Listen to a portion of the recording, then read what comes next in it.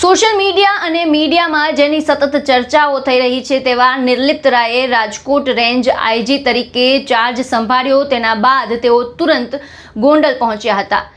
ગોંડલ પહોંચતાની સાથે તેમણે ગોંડલની મુલાકાતને લઈને જે લુખ્ખા તત્વો છે, જે ગુનાખોરો છે, તેને સ્પષ્ટ સંકેત આપી દીધો છે કે કોઈ પણ દબાણને તાબે થયા વગર તેઓ કાયદાનો દંડો ઉગામશે। આ સાથે જ રાજકારણને લઈને શું ચર્ચાઓ ચાલી રહી છે, નિર્લિપ્ત રાયના રાજકોટના રેન્જ આઈજી તરીકે ચાર્જ સંભાળ્યા બાદ તેમના ગોંડલની મુલાકાતને લઈને તેના મુદ્દે વાત કરીશું આ વિડીયોમાં।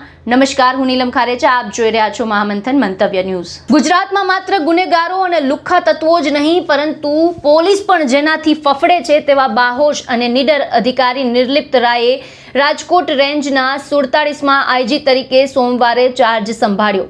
ચાર્જ સંભાળીને તેઓ તરત જ ગોંડલની મુલાકાતે નીકળી પડ્યા હતા। ગોંડલના ડીવાયએસપી સહિતના અધિકારીઓ દ્વારા તેમનું સ્વાગત કરાયું હતું, જેના બાદ ગોંડલના પોલીસ અધિકારીઓ સાથે નિર્લિપ્ત રાયે બેઠક કરી હતી, જે બતાવે છે કે નિર્લિપ્ત રાય ગોંડલમાં એક્શન મોડમાં આવી ગયા છે। તેઓએ ગોંડલ પોલીસ કર્મીઓ સાથે બેઠક કરી હતી। કડક અધિકારી તરીકે છાપ ધરાવતા નિર્લિપ્ત રાયની ગોંડલ મુલાકાતથી માહોલ ગરમાયો હતો।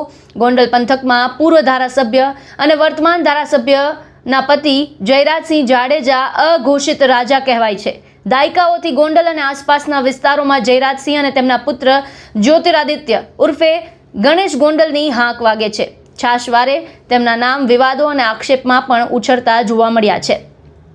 અગાઉ જૂનાગઢના દલિત અગ્રણી રાજુ સોલંકીના પુત્રને ગોંધી રાખી મારવાના કેસમાં ગણેશ ગોંડલને નાનકડો જેલવાસ ભોગવવાનો પણ વારો આવ્યો હતો, પરંતુ તે કેસમાં સમાધાન કરવામાં તેમણે સફળતા મેળવી હતી। રાજકુમાર જાટના કેસમાં પણ હાલમાં જ એસઆઈટી દ્વારા ગણેશ ગોંડલને ક્લીન ચીટ આપી દેવામાં આવી છે।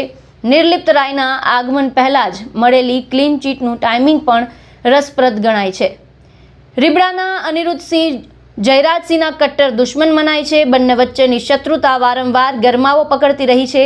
અગાઉના પોપટ સોરઠિયા મર્ડર કેસમાં ફરીથી જેલમાં ધકેલાયેલા અનિરુદ્ધસિંહ પર અમિત ખૂંટ આત્મહત્યા કેસનો ગાળિયો કસાયેલો છે। આ કેસમાં તેમના દીકરા રાજદીપ હાલ જામીન પર બહાર છે।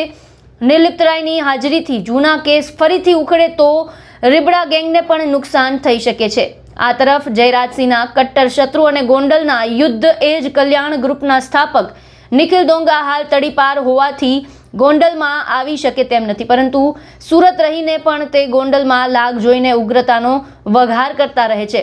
હવે તેમણે તડીપારી ખતમ કરવા રાજકીય જોર અજમાવ્યું હોવાનું પણ ચર્ચાઓ ચાલી રહી છે અને નિર્લિપ્ત રાયની નિયુક્તિ આડકતરી રીતે નિખિલ ડોંગાને ફળશે તેવો આશાવાદ સ્થાનિક સ્તરે વ્યક્ત કરાઈ રહ્યો છે। ત્યારે સિંઘમની છબી ધરાવતા નિર્લિપ્ત રાય પર સૌની નજર રહેશે।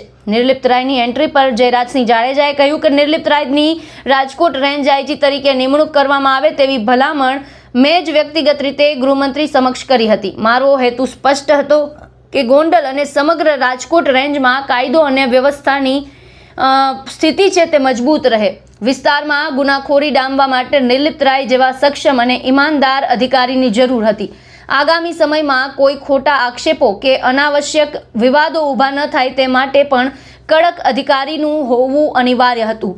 આ નિમણૂક પાછળ કોઈ રાજકીય દબાણ નથી, માત્ર પ્રજાની સુરક્ષા અને શાંતિનો હેતુ છે। તો આ બધાની વચ્ચે પોલીસ બેડામાં ચર્ચા છે કે નિર્લિપ્ત રાયને રાજકોટ મોકલવાનો પ્લાન 4 મહિના પહેલા જ ઘડાઈ ગયો હતો। તેઓ ગુજરાતમાં બાહોશ અધિકારીની છાપ ધરાવે છે। સ્વચ્છ છબીને કારણે તેઓ ગુજરાતના ફેવરિટ આઈપીએસ અધિકારીઓમાંથી એક છે। સરકારના ગુડબુકમાં પણ છે। રાજકીય નેતાઓને પણ ગણકાર્યા વગર પોતાના કામ અને ફરજને ડ્યુટી ગણતા હોય તેવા અધિકારીઓમાં નિર્લિપ્ત રાયનું નામ મોખરે છે। આવામાં વિધાનસભાની ચૂંટણી પહેલા સૌરાષ્ટ્રમાં ગુનાખોરી ડામવી એ સરકારનું આયોજન હતું। ગુનેગારો પર અંકુશ લાવવા સરકારે નિર્લિપ્ત રાયને રાજકોટ મોકલ્યા હોવાનું કહેવાય છે, કારણ કે રાજકોટ રેન્જ અંતર્ગત સૌરાષ્ટ્રના પ્રવેશ દ્વાર સુરેન્દ્રનગર, રાજકોટ, મોરબી, જામનગર અને દેવભૂમિ દ્વારકા જિલ્લાનો સમાવેશ થાય છે। તેથી સૌરાષ્ટ્રના આ તમામ જિલ્લાઓ પર નિર્લિપ્ત રાયની સીધી નજર રહેશે।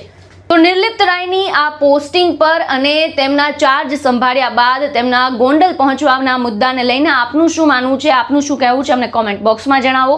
અમારી ચેનલને લાઇક, શેર અને સબસ્ક્રાઇબ કરવાનું ભૂલશો નહીં। ફરી મળીશું નવા વિડીયો સાથે। મને આપશો રજા। નમસ્કાર।